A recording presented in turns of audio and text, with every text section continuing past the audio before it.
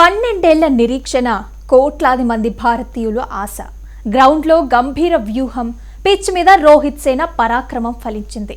పాకిస్తాన్ ఆతిథ్యం ఇచ్చిన ఛాంపియన్స్ ట్రోఫీలో భారత్ మువ్వన్నెల జెండాని రెపరెపలాడించింది.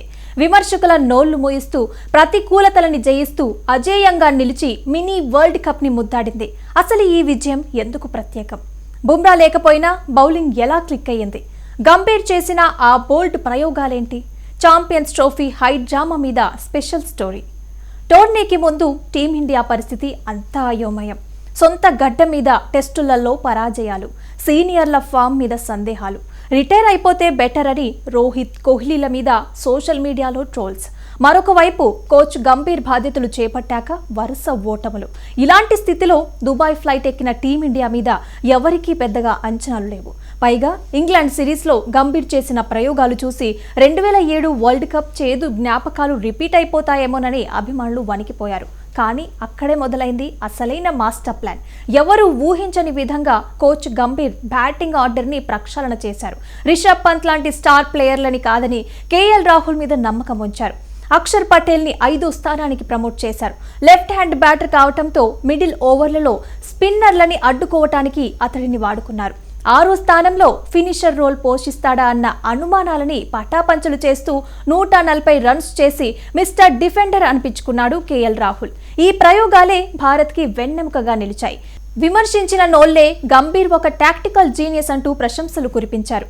ఆస్ట్రేలియా మీద అద్భుత పోరాటం, పాకిస్తాన్ మీద సెంచరీతో కోహ్లీ గురించి విమర్శలు చేసిన వారికి బ్యాట్తో సమాధానం చెప్పారు. Hit man Rohit Sharma captain గా జట్టుని నడిపించడమే కాదు, ఫైనల్ లాంటి హై ప్రెషర్ మ్యాచ్ లో ప్లేయర్ ఆఫ్ ది మ్యాచ్ గా నిలిచి తనేంటో నిరూపించుకున్నాడు. వీరిద్దరూ రిటైర్ అవ్వాలని కోరుకున్న వారే ఇప్పుడు 2027 వరల్డ్ కప్ వరకు ఉండాలని కోరుకోవటం ఈ టోర్నీ సృష్టించిన అతి పెద్ద ఇంపాక్ట్. టోర్నీకి ముందు జరిగిన టెస్ట్ సిరీస్లలో విఫలమైనప్పుడు రోహిత్ పని అయిపోయింది. కెప్టెన్సీ భారంగా మారిందన్న విమర్శలు వినిపించాయి. కానీ రోహిత్ ఎక్కడా కూడా మాటలతో సమాధానం చెప్పలేదు. తన బ్యాట్ తోటే మాట్లాడాలని నిర్ణయించుకున్నాడు. కోచ్ గౌతమ్ గంభీర్ తీసుకున్న కఠిన నిర్ణయాలకి హిట్ మ్యాన్ వెండుదన్నుగా నిలిచాడు. జట్టులో క్రమశిక్షణని, గెలవాలనే కసిని నూరిపోశాడు. ఫైనల్ మ్యాచ్ లో ఒత్తిడిలో ఉన్నప్పుడు తడబడకుండా బాధ్యతాయుతమైన ఇన్నింగ్స్ ఆడి ప్లేయర్ ఆఫ్ ది మ్యాచ్ గెలుచుకోవటం. ఫైనల్ మ్యాచ్ లో ఒత్తిడిలో ఉన్నప్పుడు తడబడకుండా బాధ్యతాయుతమైన ఇన్నింగ్స్ ఆడి ప్లేయర్ ఆఫ్ ది మ్యాచ్ గెలుచుకోవటం విమర్శకుల విమర్శలని తుడిచిపెట్టేసింది. టోర్నీకి ముందే ఫేస్ బౌలర్ బుమ్రా దూరం కావటం భారత్ కి పెద్ద దెబ్బ. కానీ 400 రోజుల తర్వాత రీ ఎంట్రీ ఇచ్చిన మెహమ్మద్ షమి తన స్వింగ్ తో మాయ చేశాడు. ఫిట్నెస్ మీద అనుమానాలని పటాపంచలు చేశాడు.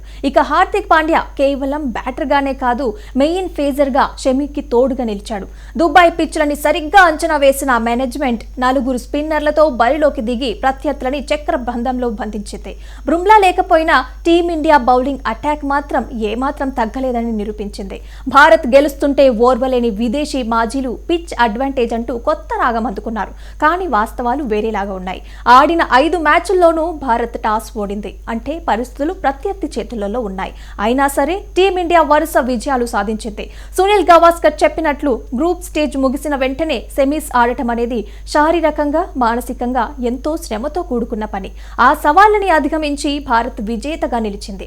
2013 ఇంగ్లాండ్ గడ్డ మీద ఎంఎస్ ధోని సారథ్యంలో భారత ఛాంపియన్స్ ట్రోఫీ గెలిచింది. ఆ తర్వాత ఐసీసీ టైటిల్ అనేది భారత క్రికెట్ కి ఒక అందని ద్రాక్షలాగా మారింది. సెమీఫైనల్స్ వరకు వెళ్లటం, ఫైనళ్లలో తడబడటం ఇదొక శాపంగా మారింది. కానీ 2025లో ఆ శాపం తొలగిపోయింది. రోహిత్ శర్మ నేతృత్వంలోని టీమిండియా 12 ఏళ్ల విరహాన్ని తీరుస్తూ దుబాయ్ ఇంటర్నేషనల్ స్టేడియంలో సగర్వంగా నిలిచింది. ఇది కేవలం ఒక విజయం కాదు, దశాబ్ద కాలపు ఆవేదనకి లభించిన అద్భుతమైన ఊరట. నిజమే, ఈ విజయం కేవలం ఒక ట్రోఫీ మాత్రమే కాదు, భారత క్రికెట్ ఆత్మవిశ్వాసం, గంభీర్ కోచింగ్ మీద ఉన్న నమ్మకం, రోహిత్, కోహ్లీల భవిష్యత్తు మీద ఉన్న స్పష్టత. అన్నింటికి మించి పాకిస్తాన్ గడ్డ మీద కాకపోయినా వారు ఆతిథ్యం ఇచ్చిన టోర్నీలో అరబ్ గడ్డ మీద అజేయంగా నిలిచి భారత రియల్ ఛాంపియన్ అనిపించుకుంది. 2027 వన్డే ప్రపంచ కప్ వరకు రోహిత్ సారథ్యం కొనసాగాలని ఇప్పుడు యావత్ భారతం కోరుకుంటోంది. 2025 ఐసీసీ ఛాంపియన్స్ ట్రోఫీని పాకిస్తాన్ నిర్వహించినప్పటికీ భారత జట్టు అక్కడికి వెళ్లి ఆడకపోవటానికి ప్రధానంగా 3 బలమైన కారణాలు ఉన్నాయి. వీటి మీద బీసీసీఐ, భారత ప్రభుత్వం మొదటి నుంచి స్పష్టమైన వైఖరిని అవలంబించింది. విజృంభించాయి.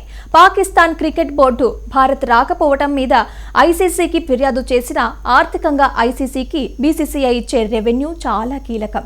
భారత్ లేకుండా టోర్నీ నిర్వహిస్తే భారీ నష్టాలు వస్తాయని గ్రహించిన ఐసీసీ చివరికి భారత్ నిర్ణయానికే మొగ్గు చూపింది. అందుకే ఈ టోర్నీ పాక్ గడ్డ మీద మొదలైన ముగింపు మాత్రం దుబాయ్ వేదికగా టీమిండియా విజయంతో ముగిసింది.